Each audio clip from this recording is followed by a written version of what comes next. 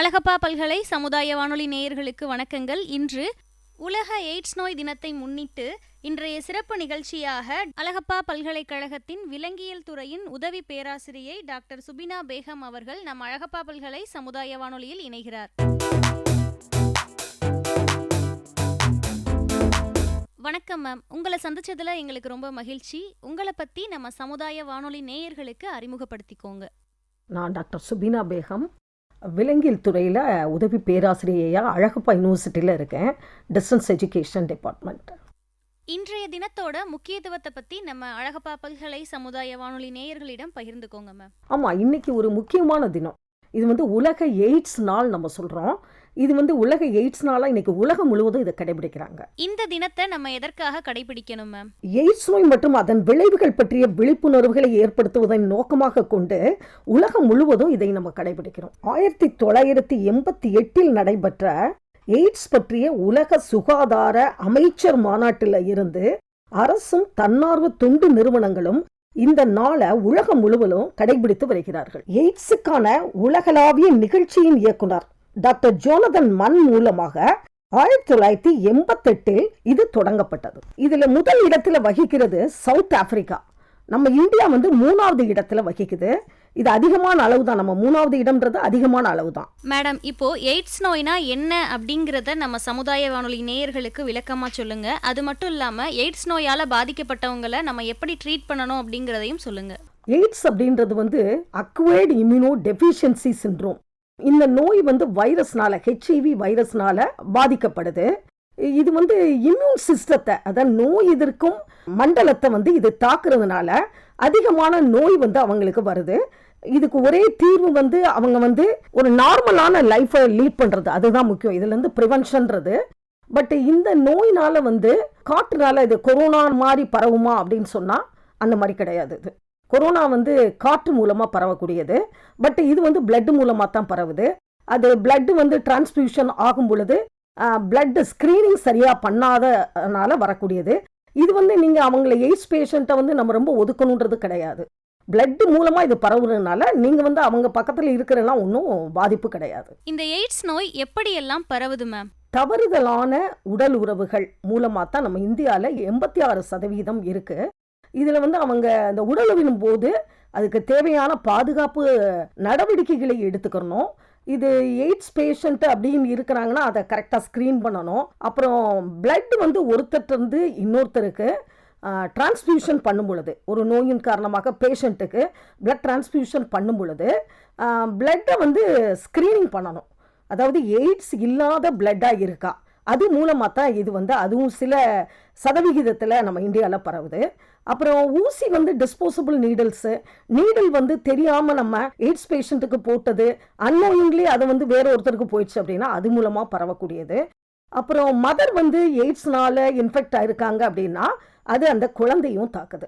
இதுதான் மெயினான ரீசனாக இருக்குது நம்ம இந்தியாவில் வரக்கூடிய எய்ட்ஸ் பேஷண்ட் நம்பர்ஸ் அதிகமாகிறதுக்கு. எய்ட்ஸ் நோயோட படிநிலைகள் பற்றி சொல்லுங்க மேம். HIV இன்ஃபெக்ஷனில் 3 விதமான ஸ்டேஜஸ் இருக்குது. அதில் அக்யூட் HIV இன்ஃபெக்ஷன் அப்படின்றது முதல் ஸ்டேஜு, க்ரானிக் HIV இன்ஃபெக்ஷன் அப்படின்றது 2வது ஸ்டேஜு, எய்ட்ஸ் அப்படின்றது 3வது ஸ்டேஜ். இதில் ஃபஸ்ட்டு ஸ்டேஜ் அப்படின்றது இதுதான் ஏர்லியஸ்ட் ஸ்டேஜு.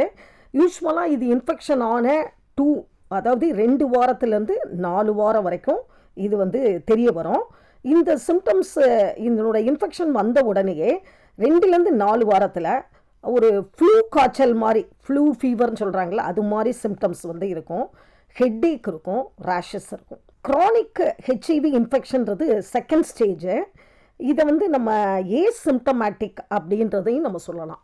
இதில் எந்த சிம்டம்ஸும் வெளியே தெரியாமலே இருக்கும்.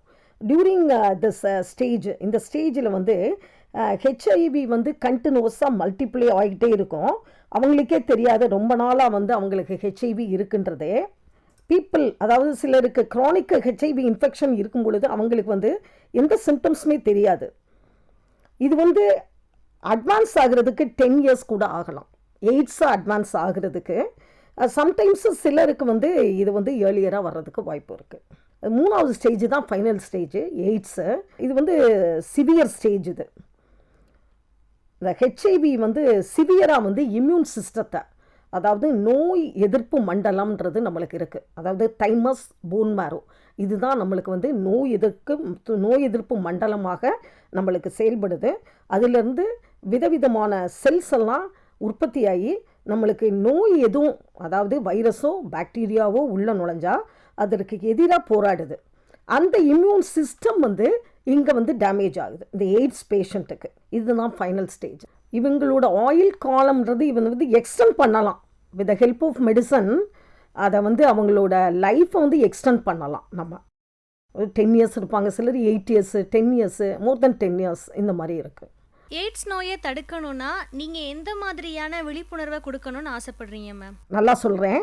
எய்ட்ஸ் வந்து மேலும் பரவாமல் தடுக்கிறதுக்கு, அதனால் ஏற்படுற பாதிப்புகளை குறைப்பதற்கும், பாதிக்கப்பட்டவர்களுக்கு இரக்கம் காட்டவும், மக்கள் மத்தியில் விழிப்புணர்வு ஏற்படுத்தவும் அதன் நோக்கமாக இருக்கிறது.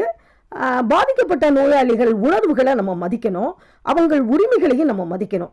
இதன் மூலமாக இதுதான் அவங்களோட முக்கிய குறிக்கோளாக இருக்குது. மேலும் இதுவே அவங்களுக்கு அருமருந்தாகவும் இருக்கு. எய்ட்ஸ் தினம் மூலமாக நம்ம நாடகங்கள், நாட்டியங்கள் மூலமாகவும் இந்த மாதிரி உரையாடல்கள் மூலமாகவும் மக்களுக்கு விழிப்புணர்வு கருத்துக்களை பரப்புவதே இதனுடைய முக்கிய நோக்கமாகும்.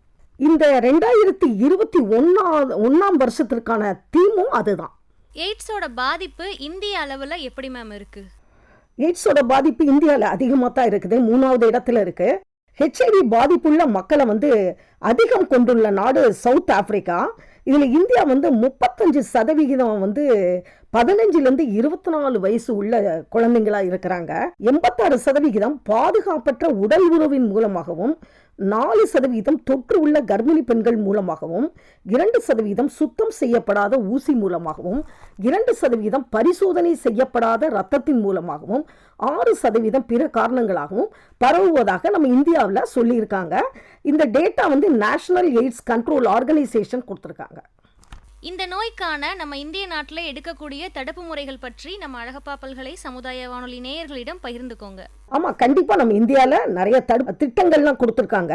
அதில் யுவா அப்படின்ற ஒரு திட்டம், இது வந்து youth unite for victory on AIDS, எய்ட்ஸை வெல்ல ஒன்றுபட்ட இளைய பாரதம். இது 27/6/2006 அன்று நம் குடியரசு துணைத் தலைவரால் தொடங்கப்பட்டது. நேரு யுவா கேந்திரா, சாரணர் இயக்கம், இளைஞர் செஞ்சிலுவை சங்கம், தேசிய இளைஞர் அமைப்புகள், இதில் இந்த மாதிரி நிறைய அமைப்புகள் இருக்குது.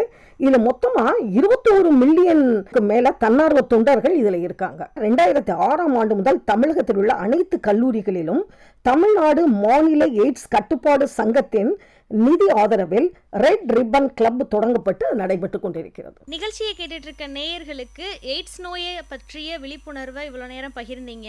எய்ட்ஸ் நோய் வந்தவங்களை நம்ம எப்படி பார்த்துக்கணும் அப்படிங்கிற விழிப்புணர்வையும் பகிர்ந்துக்கிட்டா ரொம்ப நல்லா இருக்கும் மேம். அவங்கள வந்து நம்ம ரொம்ப கைண்டாக பார்த்துக்கணும். அவங்க ரொம்ப மனதளவில் பாதிக்கப்பட்டிருக்காங்க.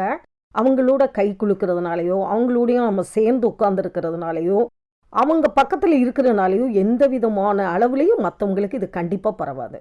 இது ஒன்லி பிளட் மூலமாக, ரத்தம் வந்து அவங்க எய்ட்ஸ் பேஷண்ட்டோட ரத்தம் மூலமாகத்தான் இது அடுத்தவங்களுக்கு பரவுமே ஒழிய, இது வந்து லெப்ரசி மாதிரி, இது வந்து தொட்ட உடனே பரவுற மாதிரி நோய் கிடையாது. காற்று மூலமாக, அவங்க விடுற மூச்சு காற்று மூலமாக பக்கத்தில் உள்ளவங்களுக்கு பரவுமோ அப்படின்றது பயம் வேணாம். அது வழியாக இது கண்டிப்பாக பரவாது. பிளட்டு மூலமாக தான் இது பரவுது. அதனால் நீங்கள் பயப்பட வேணாம். அவங்கள ரொம்ப கனிவாக நடத்தணுன்றது தான் இந்த முக்கியமான இன்னைக்கு இந்த நாளை வந்து நம்ம கடைபிடிக்கிறதுக்கு காரணம். ஹெச்ஐவின்ற நோயாளிகள் பாதிக்கப்பட்டவங்க, அவங்களுக்கு மருத்துவ ஆலோசனை மையம் எல்லா அரசு மருத்துவமனைகள்லையும் இருக்குது. அவங்க வந்து அதை அப்ரோச் பண்ணணும். அந்த பேஷண்ட் மட்டும் அல்லாமல் பேஷண்ட்டோட இருக்கக்கூடிய குடும்ப உறுப்பினர்களும் அவங்களும் ஆலோசனை பெற்று இந்த எய்ட்ஸ் பேஷண்ட்டை எப்படி நடத்தணும் அப்படின்றது அவங்களும் கவுன்சிலிங் எடுத்துக்கணும் அப்படின்றது நான் தெரிவிச்சுக்கிறேன்.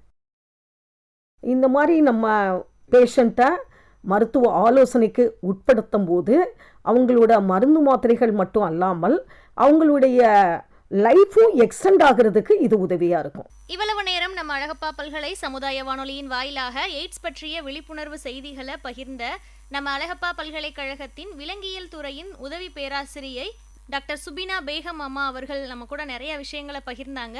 மீண்டும் ஒரு நல்ல வாய்ப்பில் உங்களை சந்திக்கும் வரை உங்களிடமிருந்து விடைபெறுகிறோம். நன்றி, வணக்கம் மேம். அழகப்பா பல்கலைக்கழக சமுதாய வானொலி நிலையத்துக்கு ரொம்ப நன்றி.